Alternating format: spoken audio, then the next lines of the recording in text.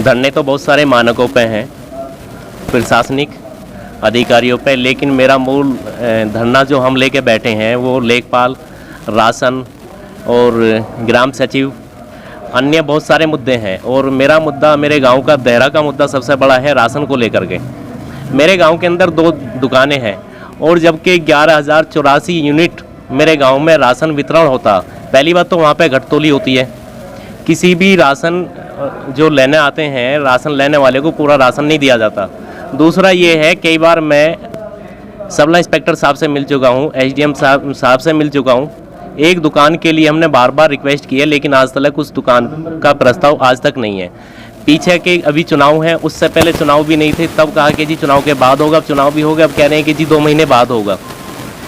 और गांव की मूल समस्या राशन को लेकर के, मेरे गांव के अंदर ऐसे ऐसे लोग हैं, कई बार ऐसा होता है, आप विश्वास करना, कि मुझे अपने घर में जो अनाज होता है या राशन होता है वो भी देना पड़ता। जो पात्र व्यक्ति हैं उनके राशन कार्ड नहीं है, और जो अपात्र व्यक्ति थे, क्योंकि जो ये अब नेट सिस्टम जुड़ा है, करीब 3 साल से जुड़ा है, उससे पहले जिसको चाहा प्रधान ने बना करके राशन कार्ड दे दिया सचिव के थ्रू। अब हमारे हाथ में तो कुछ है नहीं, सारा नेट सिस्टम है। मेरे गांव के 140 से 145 राशन कार्ड करीब 6 महीने से यहाँ पे पड़े हुए हैं तहसील में, आज तक एक भी राशन कार्ड नहीं बना। कई बार मैं भी आ चुका हूँ, जब भी आते हैं कहते हैं जी आपके यहाँ का कोटा पूरा हो गया। मन का भी मेरे यहाँ का तो परसेंटेज के हिसाब से कम 300 राशन कार्ड और बन सकते हैं, कि जी नहीं जिले स्तर से जोड़ते हैं। तो फिर वो ये बतावें कि किस गांव का ज़्यादा है जो जिले के स्तर पर पूरा हो गया।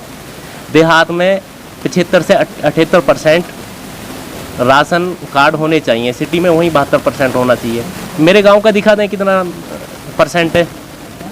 बाकी जब हम कुछ चीज़ कहते हैं, कोई उसका जवाब ये लोग दे नहीं पाते। और सही बात यह है, हमें तो सीधा लगता है कि जब तक यहाँ पे ये राशन इंस्पेक्टर रहेंगे तब तक हमारे यहाँ की समस्या सुलझेगी नहीं। अब हम ये चाहते हैं कि हमारे यहाँ पे कोई दूसरे राशन इंस्पेक्टर आए और हमारे गाँवों की समस्या को वो देखें, क्योंकि यहाँ पे बहुत पुराने हो चुके हैं और पूरी जड़ें जम चुकी हैं।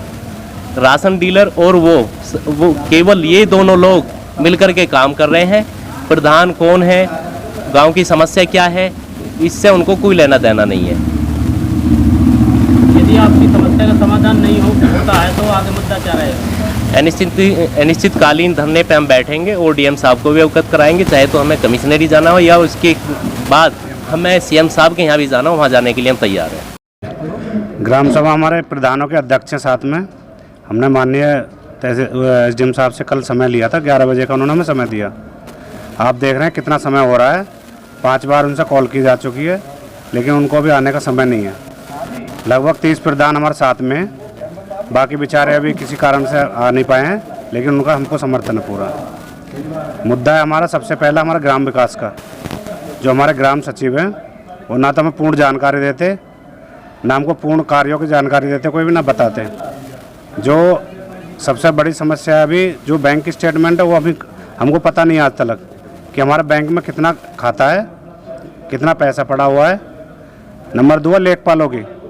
हमारे पास कोई, हमारी समिति का कोई रिकॉर्ड नहीं है, कितने हमारे तालाब हैं, तालाबों पर कब्जा है। मैं लगातार 1 साल से बराबर शिकायत दे रहा हूँ एसडीएम साहब को भी और अपने लेखपाल को भी। कोई भी घर बनाया जाए, कोई भी मकान बना दे, तमाम अवैध कब्जे हैं। मुझे हाई कोर्ट तक जाना पड़ रहा है। ठीक है। एक है सबसे बड़ी समस्या खाद्यान्न की, जो हमारे लिए बच्चों के लिए स्कूल के लिए अनाज मिल रहा है, राशन डीलर ने गबन कर लिया अनाज। 2 बार लिखित में सूचना दे चुके हैं, लेकिन उसकी कोई सुनवाई नहीं है, क्योंकि इसमें हमारे इंस्पेक्टर साहब भी संलिप्त हैं। पानी की समस्या है, टंकी लग रही है, हम उसको मना करते हैं, पहले जितनी आपने खोद ली है इसको कंप्लीट कर दीजिए। तो उनका कहना आपसे इसका कोई लेना देना नहीं है, ये केंद्र सरकार की योजना है, हम अपने हिसाब से खोदेंगे, अपने हिसाब से पानी देंगे। पुलिस की समस्या है, पुलिस हमारी सुनती नहीं है, कब गांव में आ जाती है, कब किसको पकड़ के ले जाए, कब किसको पैसे लेके छोड़ दे, हमारा कोई मतलब नहीं है उससे। कहते हैं आपका कोई मतलब नहीं है। जो आपकी ये मांग है, आपकी मांगों का समाधान नहीं हो पाता है तो आप क्या करेंगे? हम आज तो सांकेतिक 1 दिन का धरना है, आगे से अनिश्चितकाल धरना तक करेंगे जी। मेरा नाम नितेंद्र तोमर है, ग्राम प्रधान लाखन। बाकी तो सारी समस्याएं पारपा प्रधान जी ने बताई दी हैं। एक और समस्या मैं इसमें ऐड कर देता हूँ। ये जो स्वयं सहायता समूह चल रहे हैं गाँवों में, इसमें वो अपनी मनमानी कर रहे हैं। गांव बोले प्रधान का कोई लेना देना ही नहीं है, इसमें कोई पद देना है प्रधान को पता ही नहीं किसको पद दे दिया। उनका क्या स्वार्थ है, क्या लालच है कि जिसको चाहे वो उसको पद दे दें। उसमें कुछ जॉब भी निकलती हैं, वो बोला महिलाओं को ही मिलेंगे। जो समूह चल रहे हैं उसी में शौचालय की है और है बैंक सखी है, कई सारे पद उसमें निकलते हैं, जॉब निकलती हैं। तो प्रधान का कोई लेने देना ही नहीं है उसमें, ऐसा कैसे हो सकता है?